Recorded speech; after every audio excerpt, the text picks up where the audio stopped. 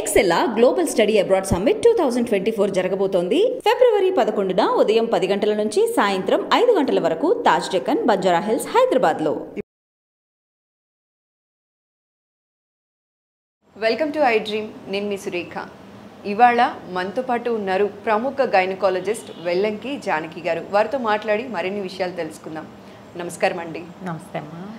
Doctor గారు, నార్మల్గా C session జరిగిన ఆడవారిని ఎవరిని కదిపినా కూడా బ్యాక్ పెయిన్ ఎక్కువగా ఉంటుందని, 10 years అయినప్పటికీ కూడా 20 years దాటినా కూడా ఆ నొప్పి అలానే కంటిన్యూ అవుతుంది, ఆపరేషన్ అయిన దగ్గర నుంచి నడుము నొప్పి తగ్గట్లేదండి అని అంటూ ఉంటారు కదా. సి సెషన్ పీరియడ్లో ఇచ్చేటటువంటి నడుముకి ఇచ్చే ఇంజెక్షన్ అంతలా ఇంపాక్ట్ చేస్తుందంటారా అండి? ఇది చాలా మంచి ప్రశ్న అమ్మ. మేము ప్రతిరోజు ఒక అరగంట కౌన్సిలింగ్ ప్రతి పేషెంట్కి వినియోగించే విషయం అనమాట. అవునండి. ఓకే. ఖచ్చితంగా వాళ్ళు వెనకాల మాకు నడుముకి ఇంజెక్షన్ ఇచ్చారండి, అప్పటి నుంచి నా నడుము పడిపోయిందండి అని చెప్తూ ఉంటారు అనమాట. ఇది కొంతవరకు వాస్తవమేనమ్మా. Spinal anaesthesia or epidural anaesthesia ఇచ్చినప్పుడు కొద్దిగా మజిల్ స్పాజంకి గురవుతుంది, కానీ వెనువెంటనే అది రికవర్ అయిపోతుంది. దానికి అంత పెద్ద ప్రాబ్లం ఏమి ఉండదు. ఓకే. సో మనం ఏంటంటే చర్చ అనేది సరిగా చేద్దాము, దానివల్ల చాలా ఇన్పుట్ మనం పేషెంట్స్కి ఇవ్వడానికి వీలవుతుంది. ఒకటి ఏంటంటే గర్భిణీలో 12 kgs వెయిట్ గెయిన్ అవుతుందమ్మా. సర్వసాధారణంగా బేబీ 3 kgs పుట్టినా మదర్కి ఆల్మోస్ట్ 9 kgs ప్లస్లోనే ఉన్నారు కదా. వాళ్ళ గ్రావిటీ షిఫ్ట్ అయింది కదా, సో వాళ్ళు నడిచే విధానం మారింది కదా, అది ముందు గుర్తుపెట్టుకోవాలి. వెయిట్ గెయిన్ అనేది చాలా ఎక్కువగా ఉంటుంది ఎక్కువ మందిలో. అది మళ్ళీ రికవరీ రావడానికి 6 వారాలు పడుతుంది. అంటే వాళ్ళు ప్రీ ప్రెగ్నెన్సీ వెయిట్కి తీసుకెళ్ళాలి. కానీ ఇంత లోపల మన పెద్దవాళ్ళు ఏం చెప్తారు, పిల్లలకి బాగా పాలు పడాలని రకరకాలైన ఫ్రైడ్ ఫుడ్స్ మీరు వినే ఉంటారు. వెల్లుల్లి వేయాలి, నెయ్యి వేయాలి, ఇలా రకరకాలు వేయాలి. అవన్నీ వేసి నేను ఎస్పెషల్లీ చూస్తూ ఉంటానమ్మా. కొన్ని కమ్యూనిటీస్లో ఎట్లా ఉంటుందంటే పెళ్ళి కాక ముందల లతలా ఉంటారమ్మా, పెళ్ళైన తర్వాత విపరీతమైన వెయిట్ గెయిన్, బేబీస్తో వాళ్ళ రూపురేఖలు వాళ్ళే వీళ్ళని నేనే పోల్చలేను, ఆ విధంగా ఉంటుంది. మెయిన్ కారణం ఏంటంటే వెయిట్ గెయిన్. తర్వాత రెండోది హార్మోనల్ ఇంబ్యాలెన్స్. ఎప్పుడైతే వెయిట్ గెయిన్ వచ్చిందో ఒక ప్రత్యేకమైన ఈస్ట్రోజన్ ప్రొడ్యూస్ అవుతుంది ఫ్యాట్ సెల్స్ వల్ల. దానివల్ల కూడా మనకి అధికమైన రక్తస్రావం కావడం కానీ, లేకపోతే ఫైబ్రాయిడ్స్ రావడం కానీ, బ్యాక్ ఏక్ రావడం కానీ జరుగుతూ ఉంటుంది. ఓకే. ఇప్పుడు సపోజ్ ఒక 50 kgs ఉన్న అమ్మాయి ప్రెగ్నెన్సీ అంతా క్యారీ చేసి డెలివరీ అయిపోయిన తర్వాత ఒక 65 kgs 70 kgs అయిపోయింది అనుకుందాం. ఓకే. ఆమె ఏమనుకుంటుంది, నా వెన్నులో పొడిచిన దానివల్లే నాకు ఈ నొప్పి అనుకుంటుంది. కానీ ఆమె వెయిట్ తేడా వచ్చింది, బ్యాలెన్స్ తేడా వచ్చింది, హార్మోన్ తేడా వచ్చింది. వీటిలన్నిటి ఇంపాక్ట్ ఆమె బ్యాక్ మీదే కదా పడుతుంది. దాని తర్వాత ఇంకో విషయం ఏంటంటే మనం ముఖ్యంగా గుర్తుపెట్టుకోవాల్సిన అంశం ఒకటి ఉందమ్మా. దానిలో ఏంటంటే మనకి కొన్ని బ్యాడ్ సిమ్టమ్స్ ఉంటాయి. ఆ బ్యాడ్ సిమ్టమ్స్ ఫస్ట్ రికగ్నైజ్ చేయాలి. ఓకే. ఏంటంటే కొంతమందికి ఆ వెన్నుపూసలో ఇంజెక్షన్ తర్వాత పూర్తిగా కాళ్ళు అవి తిమ్మిరులు పట్టేస్తాయి, నమ్నెస్లోకి వెళ్ళిపోతారు. అంటే ఆ స్పైన్లో ఉన్న నర్వ్స్ ఇన్వాల్వ్ అయిపోయినాయి అని అర్థం. అంటే ఇనిషియల్ డేస్లో ఉంటుందా ఇది, ఇలా లాంగ్ టర్మ్లో ఉంటుందా? 6 weeksలో ఎప్పుడైనా ఉండొచ్చు. మేము అవి కూడా చూస్తూ ఉంటాం. అంటే ఇచ్చిన రాంగ్ పొజిషన్ ఆఫ్ డ్రగ్ కానీ ఏదైనా కానీ చాలా రూరల్ ప్లేసెస్లో కానీ ఈ రోజున సిజేరియన్ సర్వసాధారణం అయిపోయింది. ప్రతి ఒక్కళ్ళు ఎక్కువ మంది సిజేరియనే చేసేస్తున్నారు. వీళ్ళు అడిగేది కొంత, వాళ్ళు అడిగేది కొంత. ఈరోజు కలెక్టర్ గారు కూడా నియంత్రణ పెట్టేశారు, మీరు ఎన్ని నార్మల్ చేస్తే ఎన్ని సిజేరియన్లు చేస్తున్నారని. ఆ పరిస్థితి ఉంది ఇప్పుడు నెలకొని ఉండడం వల్ల. రకరకాలైన ప్రాబ్లమ్స్ అనేవి ఉంటాయి. ఎప్పుడైనా బ్లాడర్ కంట్రోల్ పోయిందన్నా, బవెల్ కంట్రోల్ పోయిందన్నా, అంటే మూత్రము కానీ మలము కానీ వారికి తెలియకుండా అయిపోతున్నప్పుడు కానీ, ఓకే, కాళ్ళు చేతులు కానీ, కాళ్ళు మెయిన్గా తిమ్మిరి పట్టేసి వాళ్ళు నడవలేకపోతున్నారు అన్నప్పుడు కానీ, వాళ్ళు మూమెంట్ కూడా చేయలేకపోతున్నారు అన్నప్పుడు కానీ ఖచ్చితంగా స్పైనల్ ప్రాబ్లం అమ్మ. ఓకే. వెంటనే డాక్టర్ని సంప్రదించాలి. ఇంకొక రెండో విషయం మేజర్గా ఏంటంటే వాళ్ళకి ఎక్సెసివ్గా బ్లీడింగ్ ఉంటుంది. ఓకే. అది ఏంటంటే ఒక చంక్ ఆఫ్ ప్లాజెంటల్ టిష్యూ దానిలో ఉండిపోతుంది. మావి మొత్తం బయటకు వచ్చాక దాన్ని ఎగ్జామిన్ చేయాలి. ఓకే. అంతా బయటకు వచ్చిందో లేదో చూడాలి. మేము చాలాసార్లు హాస్పిటల్స్లో చూస్తూ ఉంటామమ్మా, రిఫరల్ హాస్పిటల్లో పనిచేస్తున్నాము, దానిలో ఒక చంక్ ఆఫ్ టిష్యూ దానిలో ఉండిపోతుంది, వీళ్ళు చూసుకోరు, వాళ్ళకేమో ఇన్ఫెక్ట్ అయిపోతుంది, అప్పుడు అతిగా బ్లీడింగ్ అయిపోతుంది, 1 గ్రామ్ హిమోగ్లోబిన్తో పంపిస్తుంటారు మా దగ్గరికి.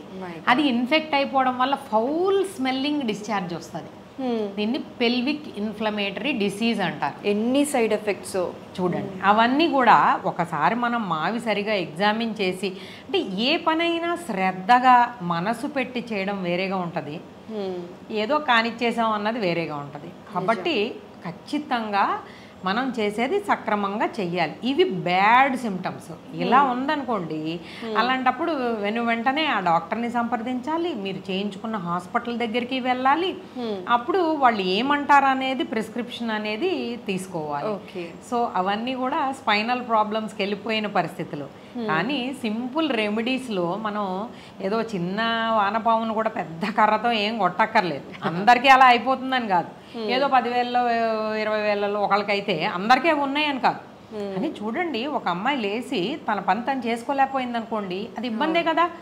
తను చక్కగా తిరుగుతూ ఉండి అన్ని పనులు చేసుకునేది సడన్ గా అట్లయితే చాలా ఇబ్బంది కదమ్మా.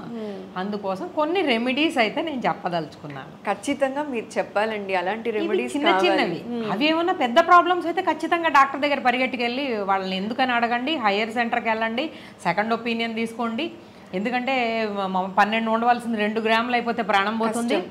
ఇవన్నీ చేయలేకపోయినా న్యూరలాజికల్ ప్రాబ్లం వస్తుంది. అవి పక్కన పడితే మామూలు రొటీన్ ఏంటంటే అతి ముద్దమ్మా, అతి ముద్దు. ఈ వీళ్ళ అమ్మాయి ఈమెకు ముద్దు, వాళ్ళ పిల్లని కూడా ఎత్తుకోనివ్వరు. అందరూ ఎత్తుకుంటారు, ఈ పిల్లని ఎత్తుకోనివ్వరు. సో ఈమెకి ఎలా బేబీని వెయిట్ ఎలా తీసుకోవాలో తెలియదు. బ్రెస్ట్ ఫీడింగ్ మెయిన్ ప్రధాన అంశం. రకరకాల పోస్చర్స్లో బ్రెస్ట్ ఫీడింగ్ చేస్తున్నప్పుడు ఎక్కువగా నడుము పట్టేస్తుంటుంది. ఓకే, డెలివరీ తర్వాత రకరకాల పోస్చర్స్లో బ్రెస్ట్ ఫీడింగ్ వల్ల నడుము నొప్పి వస్తుంది. వాళ్ళు అవన్నీ ఏం అర్థం చేసుకోరు. వెన్నుకు పూసకి గుచ్చేశారు, ఇంకేముంది మా అమ్మాయికి ఇలాగ నడుము నొప్పి వచ్చేస్తుంది అంటారు. ఓకే, ఆమె నడుస్తోంది, అన్నీ బాగానే ఉన్నాయి, ఏం ప్రాబ్లం లేదు అన్నప్పుడు మేము జస్ట్ కౌన్సిలింగ్ ఇచ్చేస్తుంటాం అనమాట. ఇది మా మేజర్ కౌన్సిలింగ్లో పార్ట్. తర్వాత రెండో విషయం ఏంటంటే, వాళ్ళ బేబీని వాళ్ళు సిజేరియన్ వెంటనే చేయలేకపోయినా 10 రోజులకైనా తన బేబీని తను హ్యాండిల్ చేయగలగాలి, బ్రెస్ట్ ఫీడింగ్ చేయగలగాలి. బేబీస్లో ఒక వింత క్లాక్ ఉంటుందమ్మా. బేబీకి మార్నింగ్ నైట్, నైట్ మార్నింగ్, అందుకని రాత్రంతా మెలకుగానే ఉంచుతారు పిల్లలు. అది రాత్రంతా మెలకుగా ఉన్నప్పుడు పొద్దున్నే ఏదో కాస్త వాళ్ళు నిద్రపోదాం అనుకుంటే మళ్ళీ రొటీన్ డైలీ వర్క్స్ ఉంటాయి కదా, అవన్నీ చేసుకోవడంతో వాళ్ళకి నిద్ర లేక సగం ఫ్రస్ట్రేషన్ వస్తూ ఉంటుంది. ఓకే, ఇంకా ముఖ్యమైన పాయింట్ ఒకటి ఉందమ్మా, కాల్షియం. ఇంకా డెలివరీ అయిపోయింది, ఇంకా ఏమి వేసుకోక్కర్లేదు అనుకుంటారు. ఇది చాలా తప్పు. ఆమె దగ్గర ఉన్న మొత్తం కాల్షియం అంతా కూడా బేబీకి వెళ్ళిపోతుంది. ఓకే, సో తను మళ్ళీ కాల్షియం సప్లిమెంటేషన్ చేసుకోవాలి. అది చేయరమ్మా, ఎంత చెప్పినా చెయ్యరు మన వాళ్ళు. ఎందుకు, ఇంకా ప్రెగ్నెన్సీ అయిపోయింది ఇంకేం తినక్కర్లే అనుకుంటారు. ఇది పాయింట్ అండి. సో ఇది చాలా ఇంపార్టెంట్ అమ్మా. ఐరన్ తీసుకోవాలి, కాల్షియం డబుల్ డోస్ తీసుకోవాలి. ఉన్నాయన్నీ పిల్లకి వెళ్ళిపోతే ఈమెకు కావాలి కదా, ఈమె రిసోర్సెస్ బిల్డప్ చేయాలి కదా. ఇవన్నీ చాలా చాలా ఇంపార్టెంట్. ఆ తర్వాత ఏంటంటే కోల్డ్ కంప్రెసెస్, హీట్ కంప్రెసెస్ కొంతవరకు తీసుకోవాలి. ఇంకా మరింత ముఖ్యమైన విషయం ఏంటంటే యోగా. మేమేంటంటే 6 వారాలకు వచ్చినప్పుడు ఖచ్చితంగా నేనైతే పోస్ట్ నేటల్ ఎక్సర్సైజెస్ చెప్తాను. డెలివరీ తర్వాత నార్మల్ అయినా సిజేరియన్ అయినా ప్రత్యేకమైన శ్రద్ధ తీసుకుని వాళ్ళకి కొంచెం పొట్ట పెండులెస్గా అయిపోయి ముందుకు వచ్చేస్తుంది. వాళ్ళకి గ్రావిటీ మళ్ళీ షిఫ్ట్ చేసి వాళ్ళు ఇదివరకులా అయిపోవడానికి కొన్ని ఎక్సర్సైజెస్ చెప్తాను. అంటే లెగ్ రైజింగ్ అని కొన్ని ఎక్సర్సైజెస్ ఉంటాయి, అవన్నీ ఈజీగా చేసేసుకోవచ్చు ఇంట్లో వాళ్ళకి వాళ్ళే. మరి ట్రైనర్స్, జిమ్ములు ఇలాంటివన్నీ ఏం అవసరం లేదు, చాలా సులువుగా వాళ్ళ పనులు వాళ్ళు చేసుకోవచ్చు. అలాగే పోస్ట్ నేటల్గా కూడా ఇది చాలా important exercise. Main stretches, strengthening exercises చాలా ఇంపార్టెంట్. అవన్నీ నేను ఓపిక తెచ్చుకుని నేర్పిస్తూ ఉంటాను. అవి అందరూ కూడా నేర్చుకుని చేస్తే చాలా వరకు ఉపయోగం ఉంటుంది. ఎంత మంచి విషయం అమ్మా. ఎందుకంటే ఇప్పుడు చూసేవాళ్ళు కూడా వాళ్ళ గైనకాలజిస్ట్ని కలిసినప్పుడు ఇలాంటివి అడ్వైజెస్ అడిగితే ఇంకా బాగుంటుంది. బికాజ్ వాళ్ళకి అది పెద్ద అడ్వాంటేజ్ కదా. డెలివరీ అయిన తర్వాత. సో ఎక్సర్సైజెస్ చేయాలి, కాల్షియం తీసుకోవాలి, బ్రెస్ట్ ఫీడింగ్ ఇస్తున్నప్పుడు ఏ సిట్టింగ్ పొజిషన్ కానీ ఆ పొజిషన్స్ కూడా పోస్చర్స్ ఇంపాక్ట్ చేస్తాయి నడుము నొప్పి రావడానికి, అదొకటి. అండ్ వెయిట్ గెయిన్ ఇలాంటివి ఎక్కువ ఇంపాక్ట్, హార్మోనల్ చేంజెస్ ఇలాంటి ఇంపాక్ట్ ఉంటదే కానీ ఇంజెక్షన్ వల్ల పెయిన్ అనేది అయితే ఏదో చిన్న పార్ట్ ఉంటుంది. ఒక నొప్పి ఎక్కడైనా గుచ్చితే ఎంతసేపు ఉంటుందమ్మా? 24 గంటలు ఉంటుంది, 48 గంటలు ఉంటుంది. నిజంగా డ్యామేజ్ అయితే నేను చెప్పిన భయంకరమైన ప్రాబ్లమ్స్ ఉంటాయి. ఓకే, సో చాలా చక్కటి విషయాన్ని చెప్పారండి. ఎందుకంటే చాలామంది సి సెషన్ డెలివరీస్ అయిన ఆడవారిలో ఈ అపోహ ఎప్పటి నుంచో ఉంది. ఇది రైట్ పర్సన్ తోటే మాట్లాడించాలి అని ఇవాళ మీతో మాట్లాడించే ప్రయత్నం చేసాం. మీరు కూడా అంతే సులువుగా అందరికీ అర్థమయ్యే విధంగా చెప్పినందుకు మరోసారి స్పెషల్గా థ్యాంక్స్ తెలియజేస్తూ ధన్యవాదాలండి. థ్యాంక్ యూ అమ్మా.